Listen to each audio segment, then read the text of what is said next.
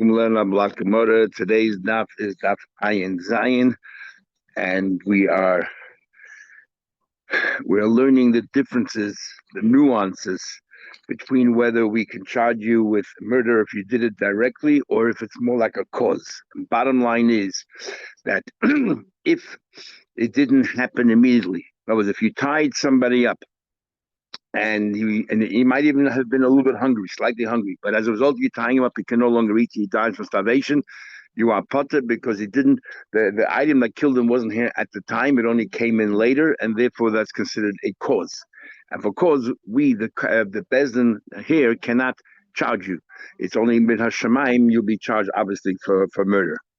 And then we made another thing. If you tie somebody up and the sun is already out, and he died from heat stroke, or it's freezing outside and he died from frost, so then since the murder weapon's already there, started straight away, then you are chayiv. But if you put him out there in the morning before the sun came out, or even the sun was a little bit out according to some, but it was not yet warm enough, and then the sun later came out and killed him, then you are not chayiv because anything that happens that's a delayed response, you're not really chayiv.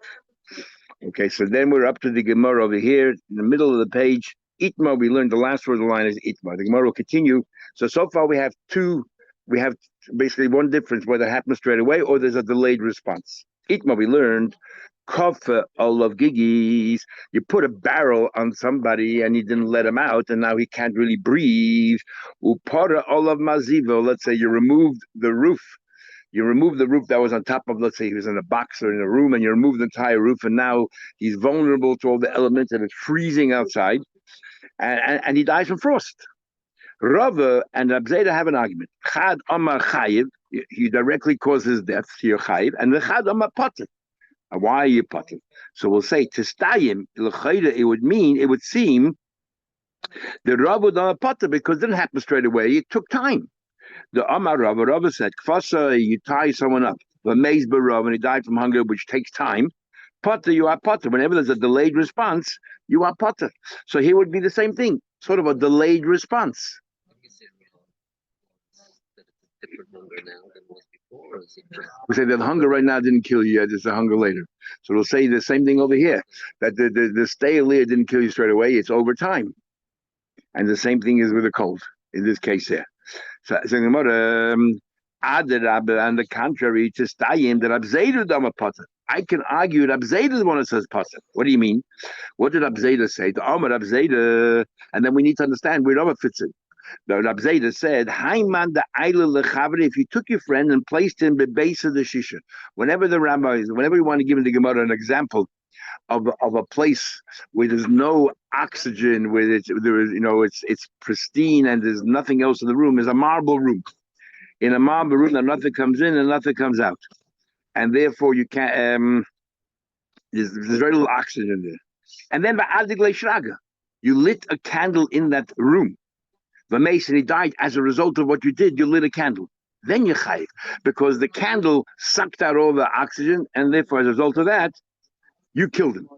So it seems like time of it's only because you lit a candle. We wouldn't have lit the candle just being in the room, and over time, you can't breathe anymore.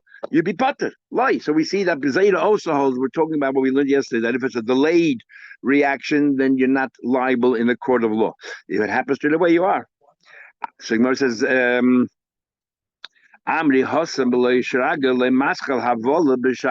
there's different. There, nothing happened at all right now. Therefore, Rab Zayda says, look, you put him in the room. At this stage, in the beginning, everything's all right. It only starts a few minutes later. He's breathing and breathing and breathing. So nothing happens straight away. When Lion Zion obeys on the top. Over here, over here, in the case of the barrel, it starts straight away. Okay, so in other words, so we have like three things. We have a case where you do something and it happens straight away. You put him out in the sun, and the sun is scorching hot, and you tie him up, and eventually he dies. Everyone holds you chayiv. Why? Because the weapon or the tool that's gonna kill him is there. So it's very strong straight away. So therefore you're chayiv. In a case where there's nothing there right now, it only comes in later, everyone agrees you're not chayiv in a bezin shalmata because you didn't do it. It only happened later. You tied him up at night, and then the sun came out tomorrow. Where there's a machlekes is what happens if there's a little bit right now. If there's only a little bit right now, and then over time it gets worse, it gradually gets worse and worse and worse. How do we treat that? Rava says that's considered what do you call that you're maybe a potter. Because again, it didn't really happen right away. And Abzeda holds that you are chayiv. So that's a machlekes. Now this is actually very negaya to a lot of things. For example, Hilchos Shabbos. You open a refrigerator door, and a couple of minutes later, it causes the thermostat drops and therefore or rises. Sorry, it rises, it gets warm in the refrigerator, and it causes the motor to get on. You have an urn, you take hot water, you take some water out, and a minute or two later, it goes on. Can you do that on Shabbos? And as you know, there are basically three different opinions in halacha, and some people are very machbet. Like, some people will never open a refrigerator on Shabbos. Will never use it on Shabbos. Those people who will only urinate while the motor is on. So once the motor is on, so all you're doing is prolonging it. Your cause for prolonging that already is you're not starting anything up. And now those who say that there's nothing wrong with doing it because since it's a delayed response, that's a grumma. And therefore, your grumma, you are potter on Shabbos. So we argue the same thing there. Then we have the Tais introduces the idea that we had in Baba Kama, Machlek is arguing of Yechon and Shlokish of Chabeis, if your fire is like your arrow, Ishim Shem Chitzot. And the Lachayla, therefore, if you do something, isn't it that constantly your koyach that's happening here? So it's much more than Gami. Why isn't that an issue over here? So one opinion takes is that this whole Gemara is going contra Shlokish.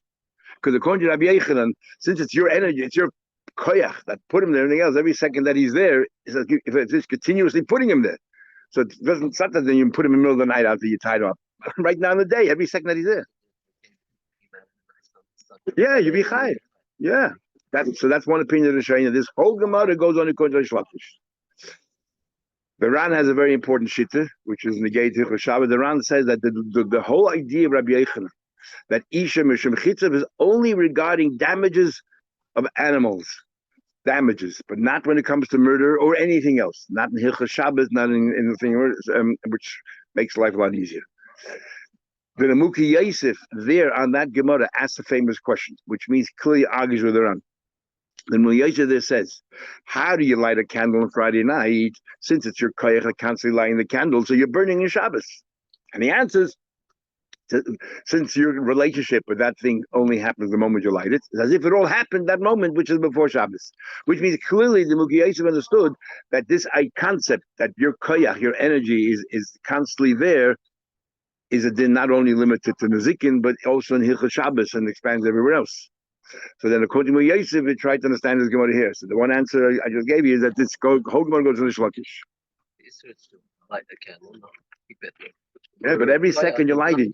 Every second you're lighting it. Every second, that's what it is. Every second you're lighting it. So he says no. So then the famous question is, so how can you be Chanukah lich? If it all happened before Shabbos, you lit your Chanukah lich before the Chodesh Rim's question. If you lit your Chanukah lich before Shabbos, it all burnt before Shabbos. So how will you have a Yaitza? So the answer, famous question, the answer is, it depends if you're talking regarding the person who lit it, you're talking regarding the chefs of the item that's burning. As far as the item is burning, is every second is burning, so therefore it burnt into Shabbos. But when we want to charge the person, we're not charging it for the fire, we're charging it for your relationship with the fire. Your relationship with the fire only happened when you lit it. It's as if, and then you put in there the koyach that it should continue, like you throw an arrow. And therefore, it's all happened, like the Gemara says in Ksuzah Lamanal, that when you throw an arrow, as if, because it all happened the moment it left your hand. Okay, let's go back to the Gemara here. So the Gemara continues a number of other questions. I throw someone into a pit. The Sulam was a ladder in the pit at the time when I threw him in, he could have just climbed out. Another guy came along and pulled the ladder out. Better yet, I feel who caused him a silka. He pulled the ladder out. Why? They'd be eating a dishadya yachalalasu. Because while you, at the time that you threw him into the bar, you could have saved himself. A minute later, what you did a minute later is only a cause. And for a cause, we can't charge you. Again, Dina Shemayim, you will be charged, but not B'dini Adam. We in a court can't charge you. Better yet, Zarak B'chetz, you threw an arrow at him. and the Turish Biyadin, he has a hand, he has a shield. So at the time when you threw the arrow, he was protected. But then another guy came after the arrow left your hand, but before it hit him. We had all this in the end of the second page of Baba Kama. The I took it away from him. Or better yet, I feel who got the Minatoli. Somehow or another, he was able to run faster than the arrow, and he pulled or maybe had a rope or something attached to it and gave a yank. So at the time he threw the arrow, the guy was protected. A minute later, you pulled away the cause. Potter, you are Potter. Why? Because at the time when you threw it, it would have been blocked by this girei. So the Chreim ask, how is this different than the case of a boyer? There's a boyer just pulled the lid off, we hold you responsible. So over here, I pulled the shield away from him. Why am I not responsible for getting hurt? Chazon Ish has this chiddush. You're right, it is boyer. But boyer, it says boy, what do you call boy adam kalim. By a boy, you're not responsible if a person falls and dies. So the male so that's why you put it over here. But if it would have been a shire there with a thing and you pulled it away, you would be chayv. And everyone thinks it's very out there, and they go try to come up with different logic why this is different than the case of a boy. Then he gets invited another case. He threw an arrow, he has some kind of a medicine, and that's what it is. That if an arrow hits him, he takes his medicine and it's all good. Some kind of ointment, I don't know. It heals straight away. And then somebody came after you threw the arrow and took away all the medicine and tossed it away. Nachmed, I feel who called them peasant? Potter. Why? Did he eat the shadda? So the principle is the same. Different examples. Therefore, even if he's not holding in his hand, but if he can go to the marketplace, he has enough time from when you hit him. They can go to the drugstore, to the pharmacy, and pick up whatever medicine he needs, and he will be cured. Then you didn't kill him. He didn't get the medicine and he died. I'm a grumble. So Rava's son said to Ravashi, what happens is some money. You threw the arrow. At the time you threw the arrow, there was no medicine available. He would have died. But the guy then was able to take medicine. Somehow or another, after it left your hand, the medicine became available. But the guy didn't use it, and he died. What happens then? Amalei had a yotzim bezin zakeh. So Rashi said the fact is, what happens? We'll take him to Din Taita. By the time he Din Taita, he could have cured himself. Doesn't matter. Rabashi going a bit further. It's not only the time that when you threw it, since even after you threw it, he could have saved himself. So then you're not responsible. But Omar Rava says Rava Zorak Troy Bekoisel. When we used to play a game when we were kids called Off the Wall. You throw the ball on the wall and then the ball will go flying back and then it'll be, if somebody catches it, home run and all that kind of stuff. So here they used to play that game then. But then they used to play the game, whoever caught the ball would take the ball that played like Machanaim and try to hit you with it. So when you threw the ball against the wall, you would try it should go as far as possible far away so that you have plenty of time to run. That's how Rashi describes this game. It's a mixture of a few games that we used to play. So you threw a pebble against the wall. Those are the balls that he used to have. And the pebble went flying backwards. Vaharga killed somebody. Chayiv, you're chayiv. You're chayiv. Rashi had two shot in his whole Gemara. We're talking about b'mezid and you're chayiv. Talking about here, chayiv posher for murder, or we're talking about is this a shaygig and you're chayiv to go to Golos? Because remember, in Einus you don't go to Golos. A shaygig you go to Golos. A shaygig is that what you wanted to do happened. You just didn't know that you wanted the ball to fly 20, very far, and it happened, but he didn't intend to kill the guy. It was an accident. He killed the guy. That's called a shaygig. That you go to Golos. But if you didn't want the thing to fly back at all, you wanted just to hit the wall and come straight down. Then that's like an oinus, and that for that, no, was like this abed machshavtoi. Machshava wasn't filled, then you don't go to Golos. So Gemara says, the time we have a brayse. You're going to nail the following case. I'm a sachkin b'kadur. You're playing with a ball, shahargu, that you killed. But amazing, if you did amazing, that again you'll get killed. And b'shaygig go to Golos. So the Gemara b'shaygig go pshita. For b'shaygig, of course you go to Golos. You must say right. The chiddush here is b'mezid that organization. The bigger chiddush here is that b'mezid you get killed. Mauta, I would have thought hasra suffering. I would have thought when you give a hasra, you have to know definitively that the guy's going to do a veda. Here you don't know how far the ball will go back. First, how far the ball will go back, and who said it'll hit the guy on the head? Is The aim of the hadra, who shall go that far back and hit somebody? Kamashlan, that's still considered, if they gave us throw, this is like amazing because that's the purpose. You want the ball to go flying back. So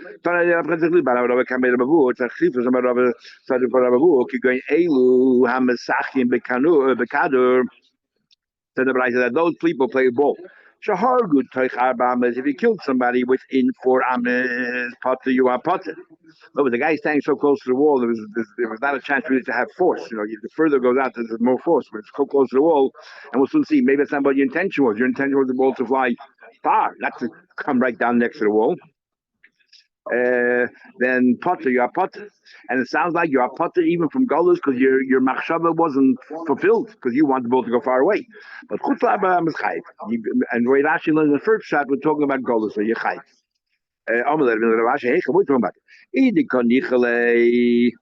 If you were happy, they shouldn't go too far. Then I feel putanami. Who is less than 4 amas, more than 4 amas? You should be chayv. You should go to Golos. And and if you did not want that it should go, let's say, that far back, then I feel too benamni like. Then I don't care how far back. If it's not what you wanted, if it is what you wanted, then you should be chayv goals. If it's not what you wanted, you should be potter from goals. No chilik. Where does 4 amas come into the picture? It's just a question of what your intention was. Amalei, he said to him, you had no intention. But stam mesachim bekadur kama the ayot tvei menet nichalev. Generally, when you throw a ball, you want it to go as far as possible. So therefore, what do you call it? So since the whole idea is you want to go far away, the guy is standing too close to the wall. It's not what your kavanah was. Stam, we're talking about a case of stam. You had no special kavanah, and that's the chiddush. This is how we understand how people play the game. Remember the Chai Gavna Koifel. That's the question. What you're saying is why am I chayiv? Because even though I didn't hit directly, I hit the wall. It's the wall that hit him. Nevertheless, it's considered my force. But I mean, as a question, very important rule here regarding the laws of Shabbos as well. We learn from here. We learn, but I mean, as a question, we learn Hamekadish.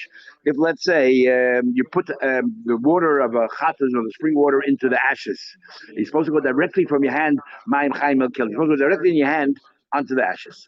And what happened was the Nafal Kiddush al Yodeh or al Tzad. It didn't go directly from your hand there. First it landed on your hand, and from your hand it bounced off onto the ashes, or it landed on the side of the keli, then it bounced onto the ashes. The Akak Nafal Shaker then fell to the trough. Puzzle you are puzzle. Why? Because it needs to be your koyach. Well, you just said that if it bounces off, it's your koyach. So why if it bounces off your hand, don't we treat it as your koyach? My skin had been choices. It didn't bounce off your hand, it was dripping. It was dripping down your hand, dripping down the keli. That's what koyach means with force. Okay, Tashma coming here. You want to spray over there from the pot out duma. Yeah, and you want to spray on kalim as well. Tashma machat in the sunnah there was a needle that was telling me had to be sprayed and was found. Well, it was sitting there on a clay shard, and now it's wet. But you don't know. Did it hit the clay shard? If the clay shard it went to the machat, to the needle. Did it hit the needle? Then it's good, but it has to be direct. Right? You have to spray directly, sprinkle directly on it. He's a subject ala machat. He's a subject ala chedes. We're not sure which one it is. Did it hit the directly the needle hit the clay, and then it went to the machat? And then it went from there. It jumped onto the needles. Then hazaz possible. So it seems from here that even though it's sprayed directly from your hand onto the needle, it's not good enough. Not that it was with force. It just happened to be that way. Itma, we learned. Papa says, "Hi man." Now, what's the gate here for Shabbos? Hi man, the kov say lechabre. You tie your friend up. So here's a similar case before, a little bit different. You tied your friend up. When you tied him up, everything was good. And then the ashkil ola bitka demai. There was a dam there, and you went and you made a hole in the dam so that the water should come directly from the dam onto him, full force. It's his force. It's his arrow mechayiv. Now he says, Hani mili b'koyach rishon. Now we have a new concept here.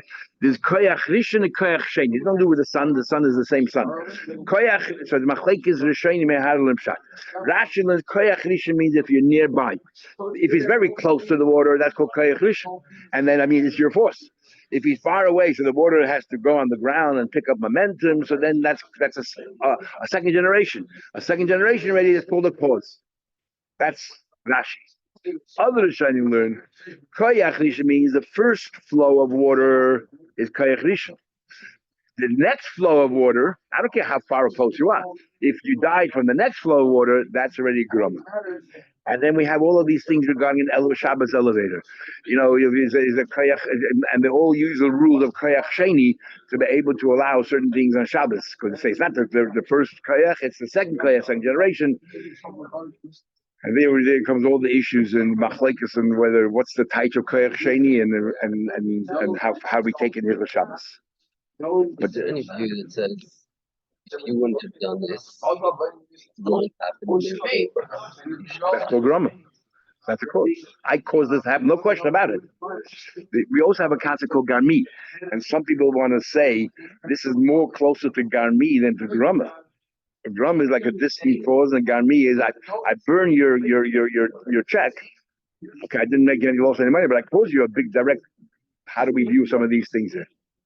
Remember, Rashi holds there's no difference garmi and grumma. It's only the Ramban who makes a difference between a direct cause or an indirect cause. Anyway, even though this comes from here, the whole idea of regarding certain heterim on Shabbos. Anymore continues. Sorry, skip a while. Another thing. You threw a pebble upwards. The hochel does it, but it comes straight down. As we'll soon see, if it came straight down and it killed somebody, you potter because it's no longer my force. It's gravity that's pulling it down. But if it went on an angle, I threw it up and then it went on an angle. So he said the hargachayv because it's still your force there. I don't understand the papa. Remember those days they didn't talk about gravity yet. They said papa, my time you're telling me why he's responsible because his koyach is still there, and therefore it's as if you killed that person. But if my koyach is still there, why does it fall down the road? Why does it continue being propelled heavenward, skyward? If it's his koyach. In other words, Ma'abar Rashi couldn't understand that there are degrees of koyach. That sort of it weakens over time, or that gravity overrides the koyach. But the and the ilav koychu. So the proper answer back. You're telling me what? That he doesn't have any koyach anymore, and that's why it's falling down? So Tezel Tachel comes straight down. Why is it going at an angle? We have degrees of koyach. So we have here that maybe gravity is weakening your koyach, and the koyach, but you still have enough koyach there to be held responsible for killing that person. Tell him what we learned. He called 10 people lined up, and each one had a bat. And they were hitting this person. First person, hit him. The second person wounded him. He's getting weaker and weaker and weaker, but he didn't die yet. Mess. And ultimately he died by person number 10. What happens in this case? They're all 10 in unison. We're hitting him. Each one after another. Their partner. Rabbi Yehuda ben Seder says, one after another. The last person who probably killed him is Chayv. Brought his death closer. Even though after person number 9, the guy was so weak, he was tenuously holding on to life, but you're the one who gave the Makkah Pater the final blow and killed him. They both dash in the same pasuk. It says a pasuk, the ish ki yaket kol nefesh. The person strikes a person. What does it mean kol? So there's an argument. Abanan sabri kol nefesh. When you chayv, only the kol means entire. If you were liable for the entire nefesh, adi ika kol nefesh, you entire person. Rabbi Yehuda ben Seder says kol nefesh is kol du nefesh. If there's a little bit of a nefesh left and you killed him, you're responsible. Everyone agrees. There's a person there who has ailments that are deadly, they're fatal, and he is definitely going to die. It's in 12 months. He's definitely going to die.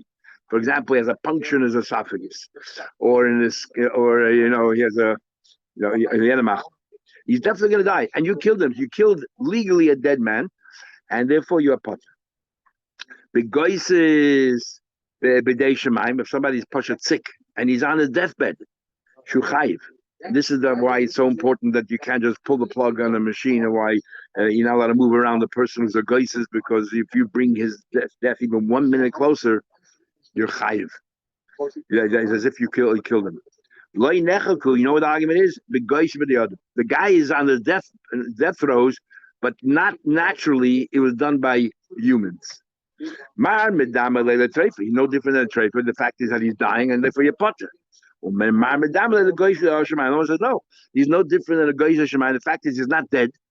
And a goyis is, we know that a goyis is, not every goyis is, even though roiv goyis is misa, most people are there in that stage of their life are going to pass away, but there are some people, somehow or another, are able to recover, or able to recover. So therefore, we're going to charge you with murder. And he says, and the same, what's the chilik if it's goyis is because people did it, or goyis is because the Eibishter made him sick? Same thing.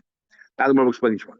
Man, the Madame the one says no, it's compared to a trade for my time. Madame why does it compare it to somebody who naturally is on his deathbed? Goyis l'shemayim leis abba ma'aser. A goyis l'shemayim, nothing was done. It's happening naturally, and therefore it's possible that he will recover and will come back. Hi is abba ma'aser. In this case of here, something was already done, and because because people did it. Therefore, it's not natural. It doesn't have to be. So the last person who did it is the one who killed him. What do you call it? Sorry, it's the other way around. Sorry, the other way around. Because so many people already intervened and brought him to that stage. The Chacham holds, because so many people have been brought to that stage, we're not going to charge the last person for snuffing out or killing him because so many other people were involved. The says no, you are liable because it's no different than Goyis Shemaim. Just because on his deathbed doesn't mean that he'll die.